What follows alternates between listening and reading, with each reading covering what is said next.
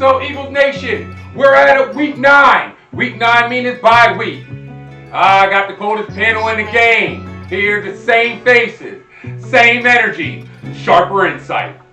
We break down A.J. Brown, Jalen Hurts, Saquon Barkley in the Eagles defense. Why is Philly just getting started this season? With that being said, I got the coldest panel in the game. You already know what to do. Cue the music.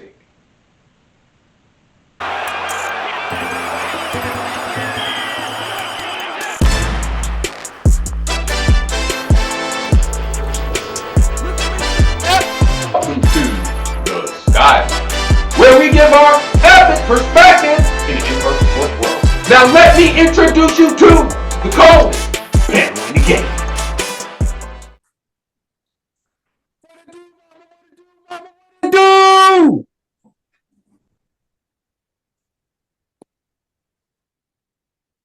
Hey, it's that time. Let's get rolling, baby. You already know. MKH in the building. What the do, guy? What up? Another day, another dollar. Holla. Oh, you already know. Coach Twilight, my guy's in the building. What it do, my guy? Twilight left. This is Uncle Tweezy because I got the readers on. It's Uncle Tweezy today. Twilight's out the building. You already know the other guy, the guy that runs through my veins, Darrel T. What it do, my guy? What up? You already know. You see, I got the coldest panel in the game. Hit that hype button. It will certainly help out the one skybox. And also, hit that like and subscribe button. You already know what it is. You know what it is. You know what the main goal is. And you know what the little goal is. You know what the main thing is. At the end of the day, I got the coldest panel in the game. If you like that Eagles content and you like that NFL content with a little bit of entertainment, you already know what to do. Hit that like and subscribe button because it's only $3.99. Let's get right into it. We got a bye week. This week. So we're going to break down some stats. Dig deeper with Baldy, Ballinger, and 94 WIP.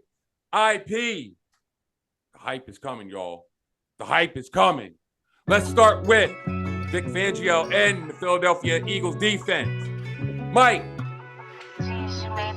what has impressed you most about this defense thus far this season? So far, what I like is that, they play hard, they play aggressive, minus that Thursday night Giants game. But more importantly, they seem to be getting better, especially in certain positions like Jalen Hunt, right? Like other interior players, right? Like the rookie, both rookies, the safety and the linebacker. So, I feel like they're growing and, their best football is yet to be played. And they're going to need it coming up because it's about to get real out here. Definitely about to get real. But I say it's going to get real, but I feel like the Eagles are coming back. They're coming back strong. They're going to come back strong. Guys that are injured are coming back. They'll be back at week 10 when we play the Green Bay Packers. Mamba, I want to know, what are you concerned about when it comes down to this Philadelphia Eagles defense? They're a young defense. There's no doubt about it. And there's going to be mistakes. But the things they got to do is win those games, win those battles up front and show consistency, period. I want to get hyped. I always want to get hyped. It's the Eagles. You know what I'm saying? But I just have this nagging feeling like whether it's up front with the D tackles, our guys going to plug those gaps on those run plays. We can't be getting gashed for 5-6 yards at a clip. That's the thing that concerns me. That is pretty concerning. Definitely pretty concerning, but I like what you said. We have a young defense.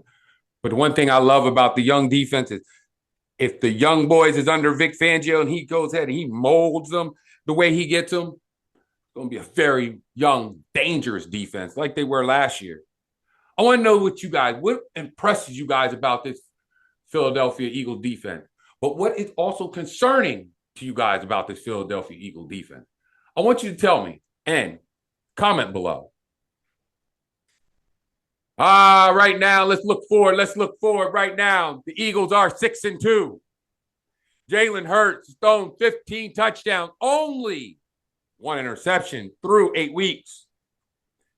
If we would look at his stats as of right now and we would look into the future, he would be throwing about 43 touchdowns and over 4,300 yards.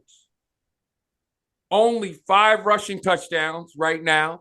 Yeah, because of the brotherly shove. I need to ask you this, Mamba. What is setting apart QB1 from the rest of the quarterbacks in the NFL?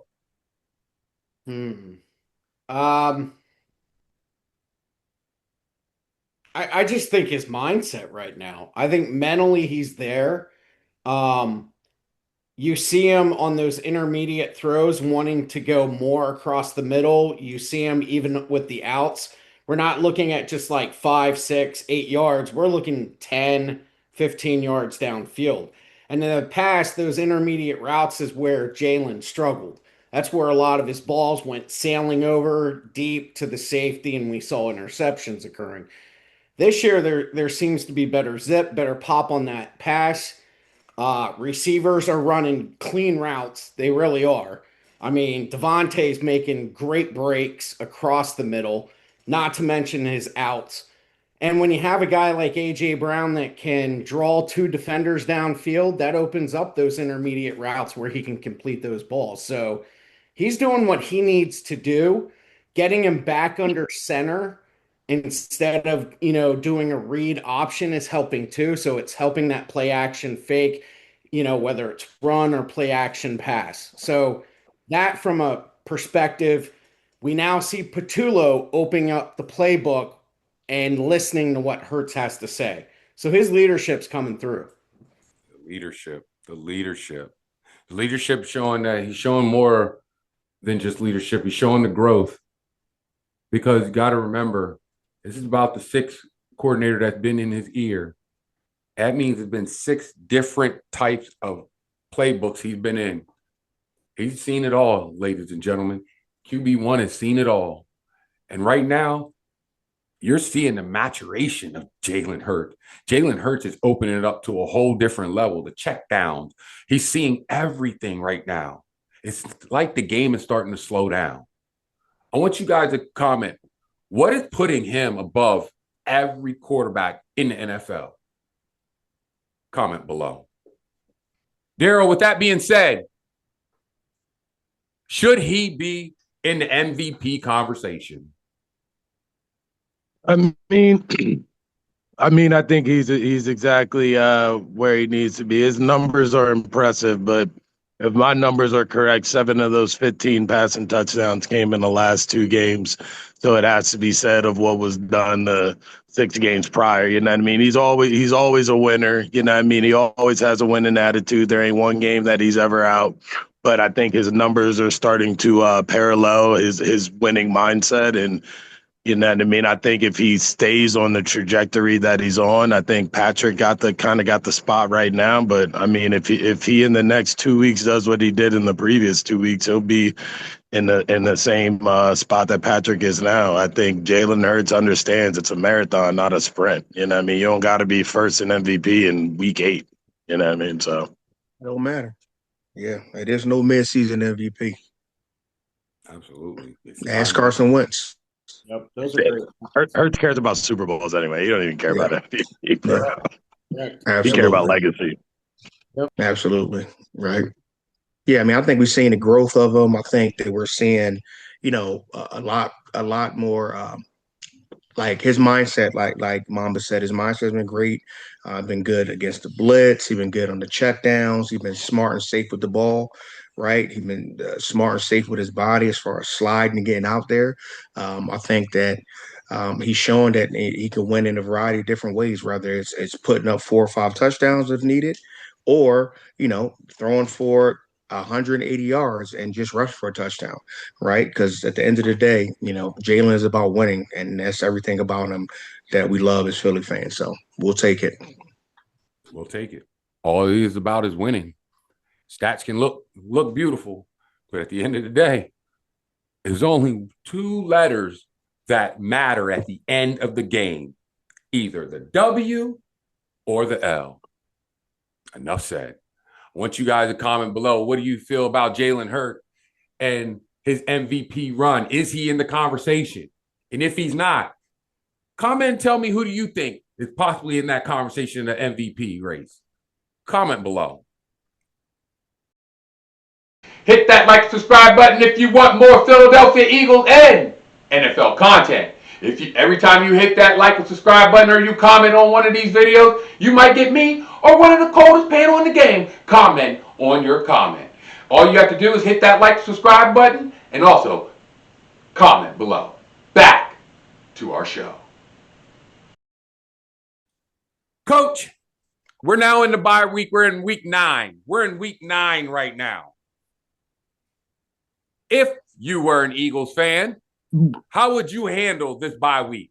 Because right now, Howie has already went out there and got another corner. How would you handle this bye week? Talk to me. Hold on, we was just looking at that, and I was seeing what can I do to better my defense. Let me see. Linebacker, might be a linebacker. How about a defensive back? I might look at getting something else just for the last end of the playoff run, because you never know, injuries will come about. And when injuries come about, you need that next man up. So, ooh. Did he say Miles? Ooh, don't post that, Miles Garrett. I'll cry.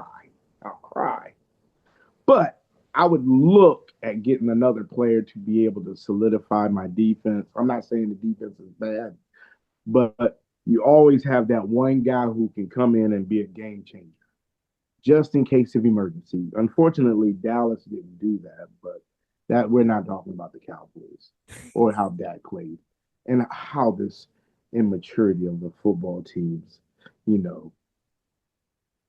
I like how you said that. At the end of the day, you have to get that one player That's that has to make that spark. Has to make the spark. Because I like Chubb out there, and it's gonna come. You're gonna need one.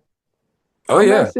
I'm not saying y'all can't, but there's gonna come a point where y'all hit that wall because y'all doing too well right now. Y'all gonna get complacent. You're gonna get bored, and then you're gonna go. And then they're gonna be one person who ain't got that ring, who wants that ring. It's gonna come in there and cuss y'all out.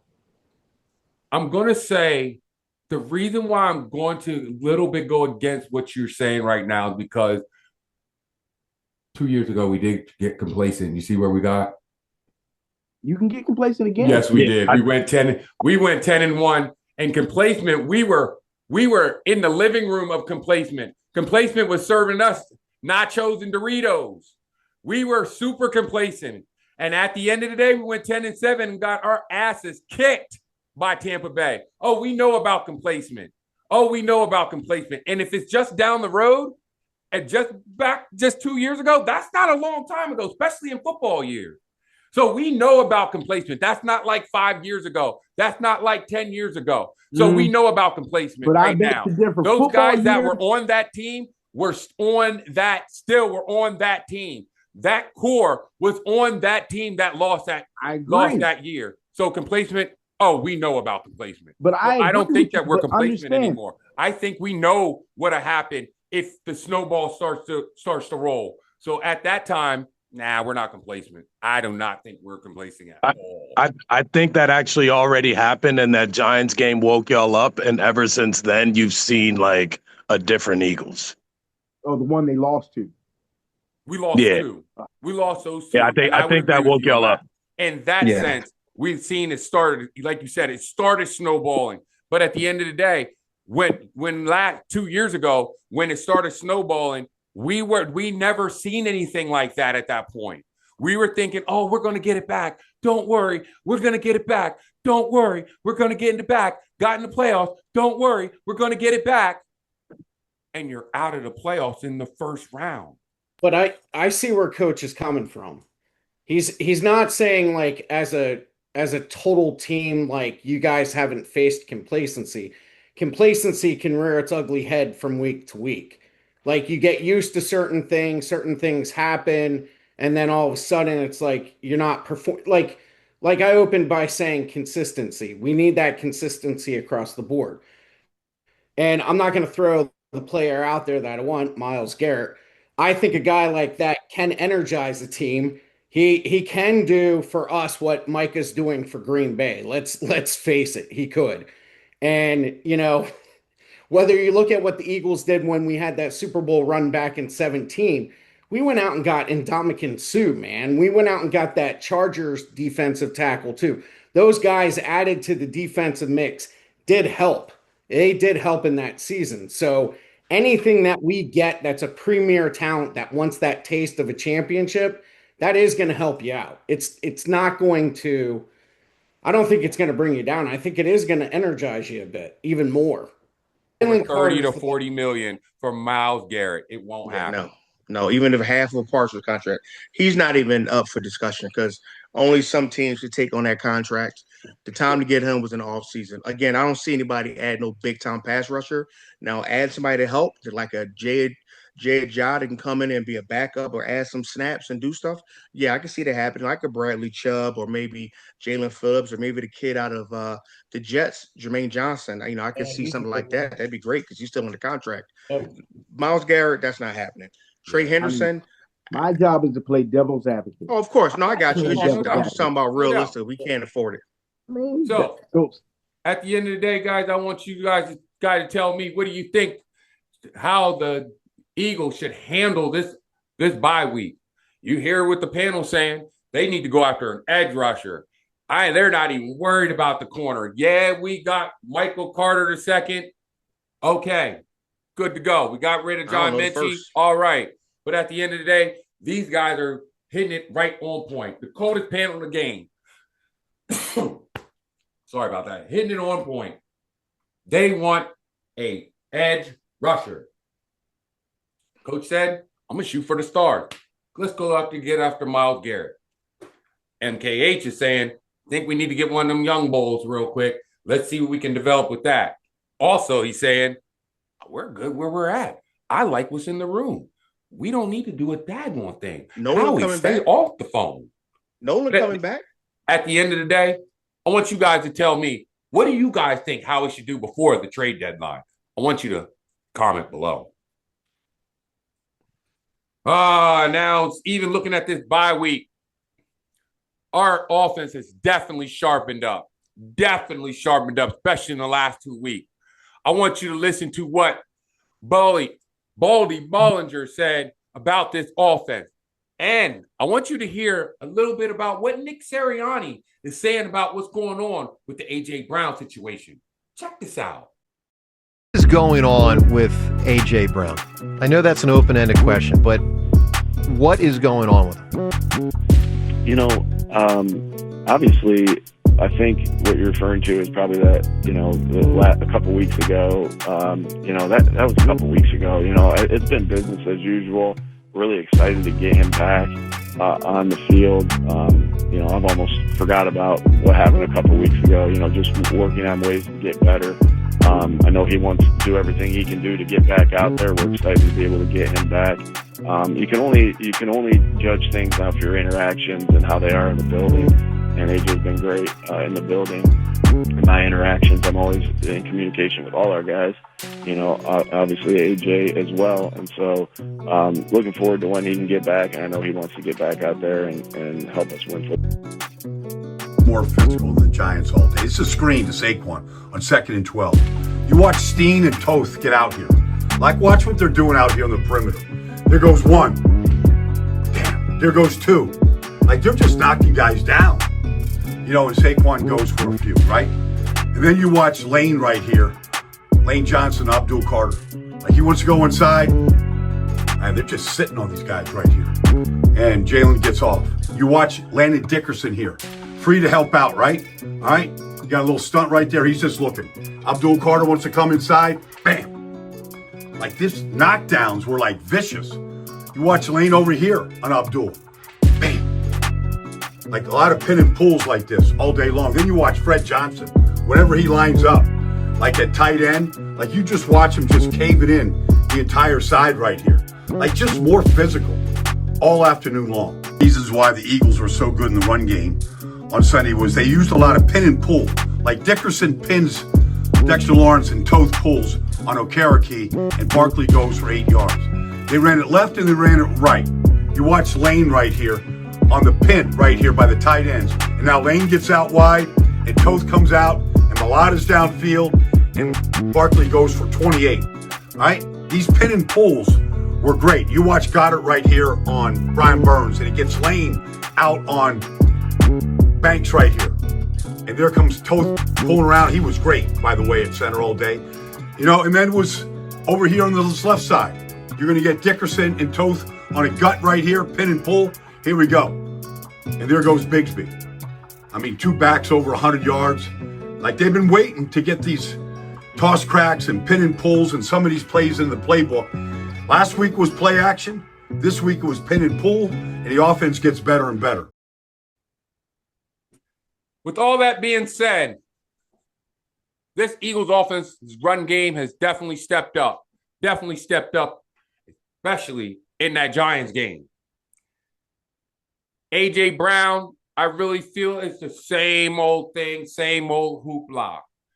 He's just sitting back, giving out the media just a little bit so they can try to eat it up and try to go ahead and give out these rumors, these trade rumors. We're not trading A.J. Brown, not in this season. All season, I don't know, but it ain't happening. Darrel, what do you think was going to be happening? How do you think that this Eagles offense should sharpen up a little bit in this bye week? I think the worst thing that could have happened to them A.J. Brown rumors was that offense looked dynamic without A.J. Brown.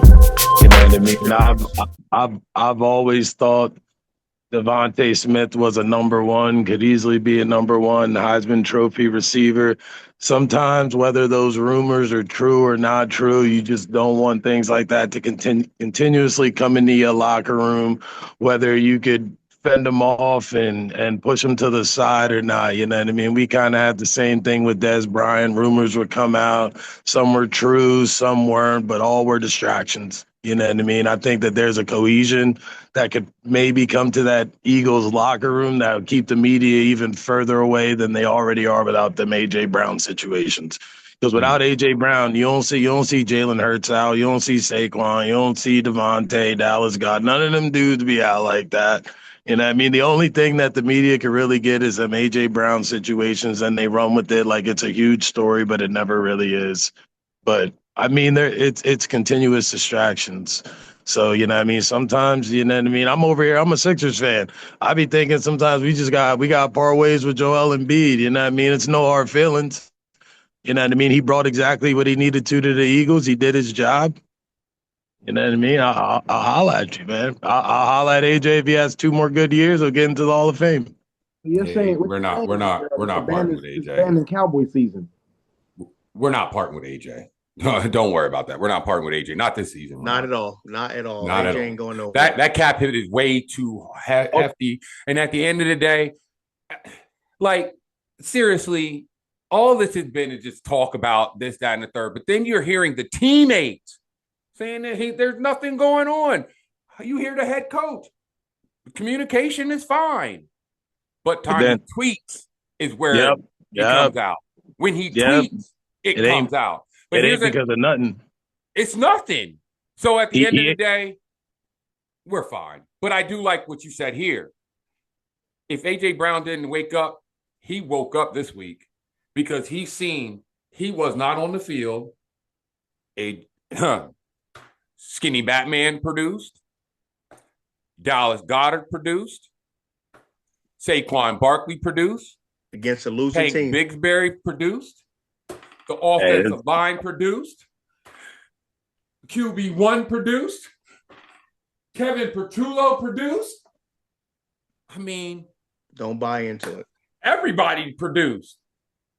So at the end of the day, I'm not saying it's A.J. Brown, but it has to wake him up and saying, I got to get on the train. I gotta stay on And the the week train. before, he was on the Hey. train. Don't buy into that media stuff. Yeah, y'all ain't Don't buy gonna win a into it Super as if he Bowl wasn't without already him. on the train. Exactly. He's fine. Yep. I want you guys to comment below. What do you think that this offense has to do at the end of the day? And it's not to do with A.J. Brown. Comment below. All right, the coldest panel in the game. I'm about to put you on the hot seat. I just want to hear one of you guys say this real quick. I want you to answer this question. Darrel and the coach, how dangerous can Philly be in a post-bye? I mean, they're Super Bowl contenders. You know what I mean? I think the you know what I mean? The easiest thing to say is, you know what I mean? They figure everything out. The OC starts developing more after the bye week. The defense gets a little more cohesion because a lot of healthy players come back, and they do exactly what I think people have been expecting them to do since week 1 of this season. Or, you know what I mean? All the wheels will fall off like the 10-1 season, and they'll get knocked out in the first round. They go full Oh Cowboys on no, us. because y'all might get to the second round though and get knocked out. So that's not full Cowboys. Yeah, We don't right. we don't usually get to the second round. True. Now that there is truly true. All right, I'm about to hit y'all with the last questions. I'm not going to let them go hot. Y'all just answer them, yes or no. Jalen Hurts, MVP this season, yes or no? No. Saquon Barkley goes over 1,100 yards this season, yes or no? Easily. He only needs like 65 a game to do that. I want the whole panel to answer this one. A.J. Brown, Devontae Smith both get over 1,000 yards a season this year. No. Yes. Yeah, I can see that happening. Yeah. Yes. I want the whole panel to answer this final question. The defense ends up being top 5 defenses in the league by season's end. Top 10. Not top 10. No, because of strength of schedule. That's the only reason. Yeah. I And agree. quarterback play. I would go top But 10. like, Top 10, no. but top 10 with that strength of schedule is top 5. There it is. Coldest panel in the game was on the hot seat, and they got off the hot seat just right. With that being said, all you have to do, if you have any thoughts, questions, or concerns, email us at the number one skybox at gmail.com. It's your boy, Mamba. It's your boy, MKA. It's your guy, Coach Twilight. And it's my guy, Darrel T. And it's me, Micheal C, the source of life over the mic. And I'm going to leave you with these few words. Now let's make it epic. You already know. It's the bye week, so I don't even got a team this week. Go Big Dom. Go Yo, you Bird. know you done banned the Cowboys already. This I rock with Big Dom. season. Talking shit, please. Yeah, go Sixers, baby. Undefeated. Let's go.